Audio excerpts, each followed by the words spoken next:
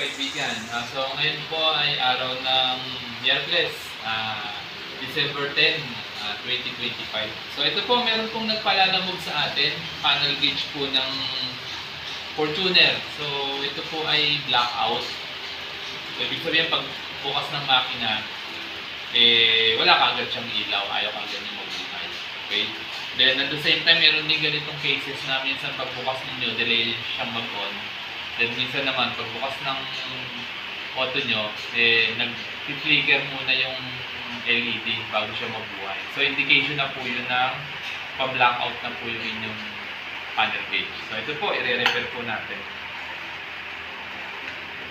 Yan, tanggalin po natin to.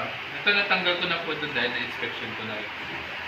Dahil pinakita ko po sa ating customer yung estado ng LED niya na talagang malabo na po.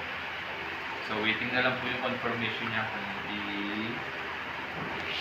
sasabay na rin po natin yung ilaw para isang gawaan na lang. Okay? Tanggalin lang po natin to. So gaya ng ating mga ginagawa dati. So ganun pa rin naman po yung proseso. Kailangan lang po medyo maingat tayo, lalo na yung pagtatanggal nitong needle. Kasi pagka medyo na misalign yung pagtanggal ninyo, yung pwersa ninyo, masisira po yung pinaka-rotor niya. Okay, yan. Gawin na natin yan. Okay.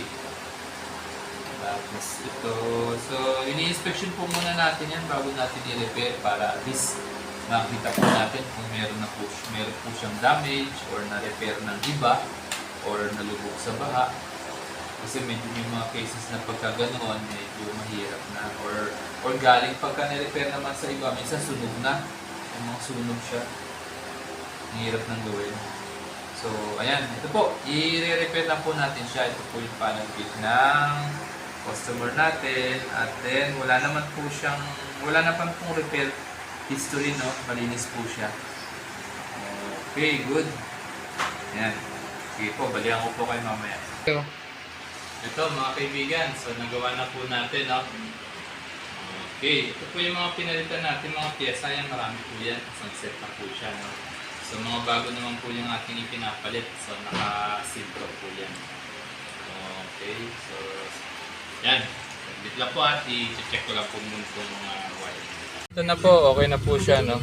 Gumagana na po siya. Ayan, 1, 2, 3. Yan, okay. Malinaw na rin po siya. Bagong palit na yung ilaw. Salamat po.